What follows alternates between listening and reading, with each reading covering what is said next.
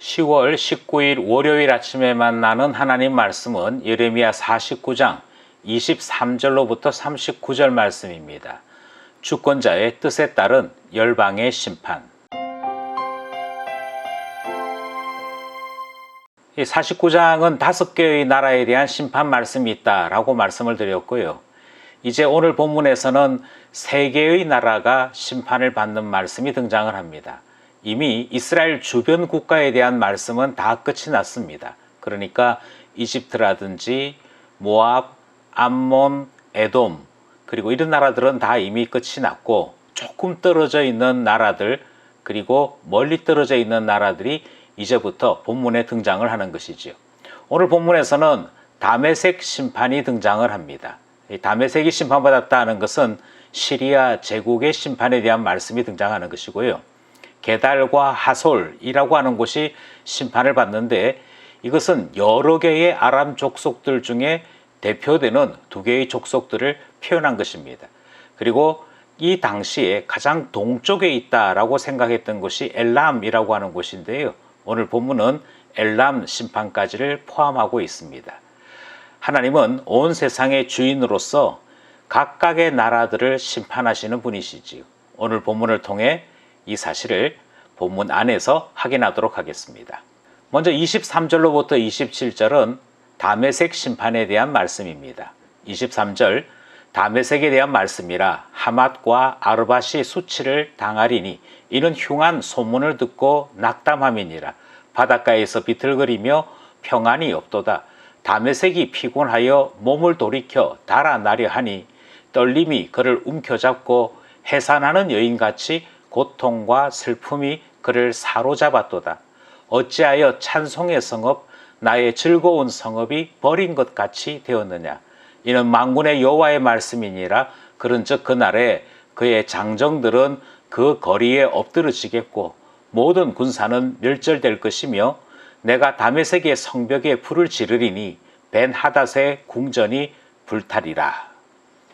첫 문단에는 다메섹 이야기가 등장하죠. 이미 말씀드린 대로 다메섹은 시리아의 수도였습니다. 그런데 오늘 본문이 가지고 있는 특징은 이 다메섹, 그러니까 시리아 제국은 북왕국 이스라엘과 함께 이미 오래전에 멸망당한 나라였습니다. 아수르는 이 시리아, 그러니까 다메섹을 공격했고 이미 이전에 자신의 나라로 포함을 시켜 버렸지요. 그러니까 이 일은 사실 예레미야 선지자의 시기로 보자면 훨씬 오래전에 있었던 일입니다.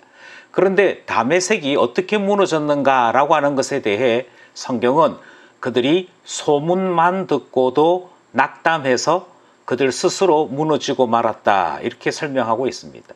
다메섹이 왜 무너졌는지에 대한 말씀은 본문에 등장하지 않습니다.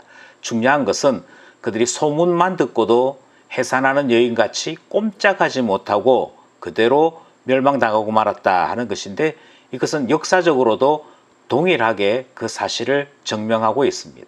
사실 다메섹은 중요한 무역 교통로에 있는 도시였습니다. 모든 세계가 평안할 때에는 무역만으로도 큰 수입을 얻는 곳이었고, 반면에 전쟁이 나면 이곳은 언제나 공격받기 쉬운 위치에 있었던 도시였습니다. 그래서인지 다메섹은 모든 영광들이 일시에 사라진 도시였습니다. 오늘 본문은 다메섹이 왜 멸망했는가 하는 것에 대해 구체적으로 설명하지는 않습니다. 다만 북왕국이 무너질 때 다메섹이 무너진 것에 대해 다른 선지자들 또는 다른 성경의 말씀들을 참고해 볼 때 다메섹은 그동안 북왕국 이스라엘을 오래도록 괴롭혔던 나라였습니다.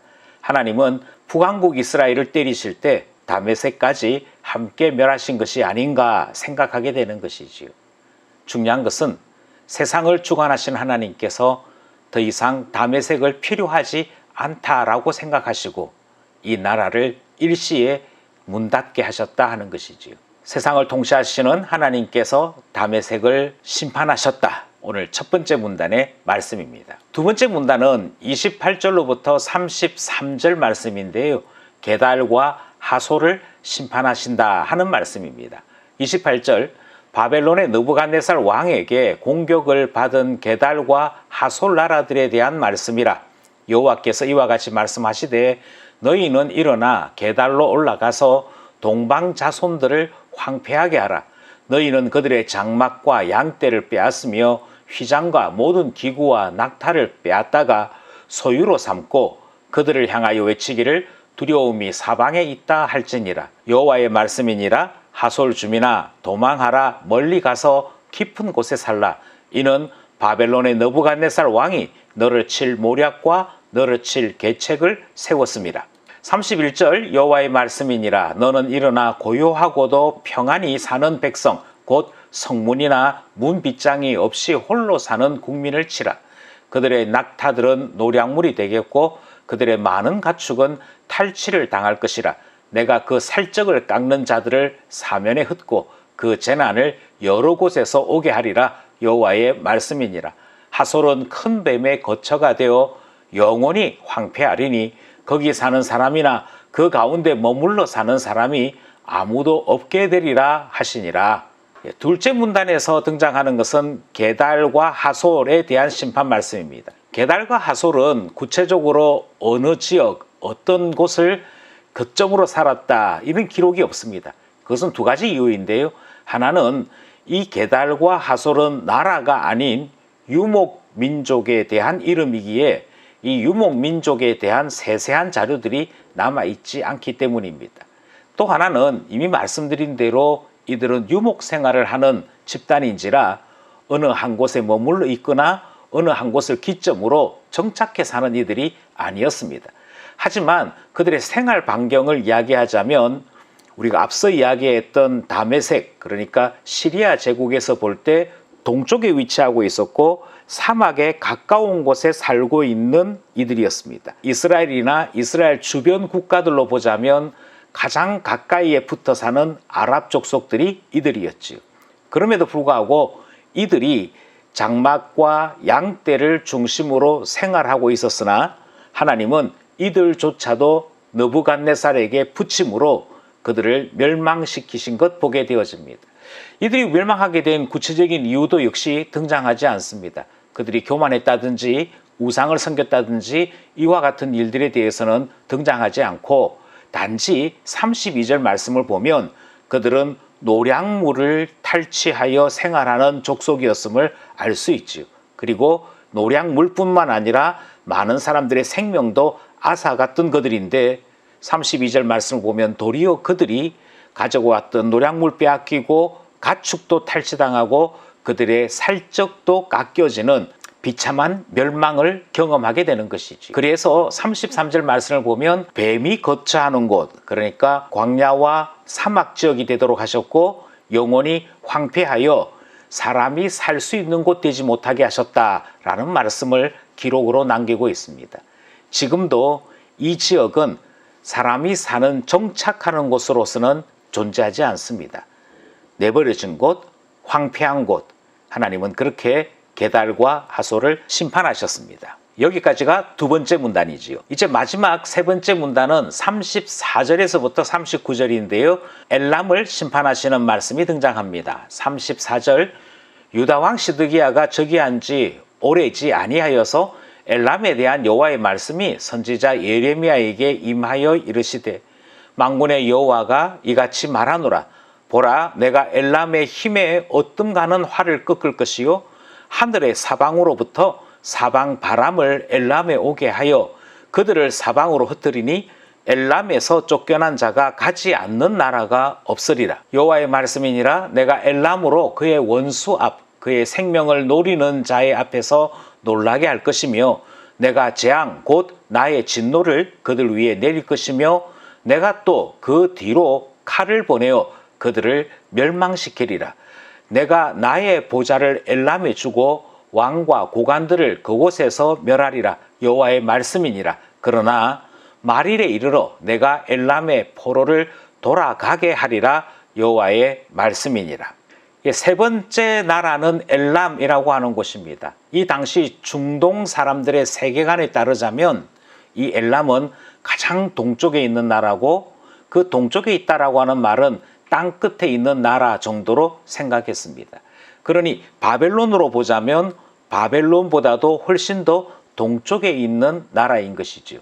지금 우리의 지도상으로는 이란이 여기에 해당되어집니다. 오늘 본문이 가지고 있는 특징은 이 엘람에 대한 예언이 시드기야 왕 때 임한 말씀이라 라고 한정하고 있습니다. 또 하나 오늘 본문에서는 이 엘람이 힘으로 이야기하자면 활을 잘 쏘아서 전쟁을 잘하는 나라였음을 소개하고 있습니다. 그랬던 나라인데 36절 말씀이 사방으로부터 적이 몰려오게 되어지고 이 위기로 말미암아 엘람에서 쫓겨나지 않은 자가 없는 멸망을 경험하게 되는 것이죠. 그래서 37절 말씀을 보면 하나님께서 원수, 그러니까 생명을 노리는 자들 앞에서 엘람을 놀라게 만들고 재앙으로 심판하여 그들을 멸망시키시겠다 말씀하는 내용을 보게 됩니다. 그리고 38절 말씀을 보면 왕권이 무너지고 나라가 멸망한 듯이 보여지죠. 그런데 39절 말씀이 그러나 말일에 이르러 내가 엘람의 포로를 돌아가게 하리라 이렇게도 말씀하십니다. 이것은 앞에 있던 두 개의 나라와 다른 말씀이지요. 이것은 역사적으로 시드기야 왕 때의 엘람과 그 뒤의 이야기가 다르기 때문입니다. 시드기야 왕 때의 엘람은 그러니까 지금의 이란과 이라크의 역사적 상황과 마찬가지로 유일하게 바벨론 제국을 견제할 수 있는 곳이 엘람이었습니다. 그리고 활을 잘 쏘아서 충분히 그와 같은 전쟁 위용을 드러낼 수 있는 나라였죠. 그런데 이상하게도 느부갓네살이 세계를 제패할 때 이들은 여러 지역에 나타난 적들로 말미암아 나라가 위축당했고 거의 패망 직전까지 이르는 몰살 지경까지 이르는 그와 같은 어려움을 당했던 것입니다. 그런데 그 바벨론을 심판한 나라가 페르시아인데요. 바로 이 엘람이 페르시아라고 하는 이름으로 나타나게 되는 것이지요.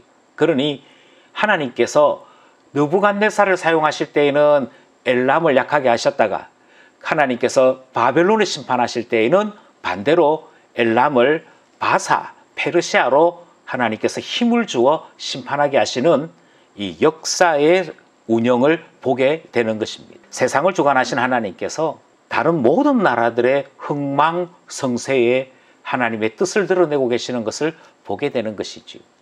우리는 이스라엘에서 멀리 떨어져 있는 세계 나라에 대한 말씀을 들었습니다.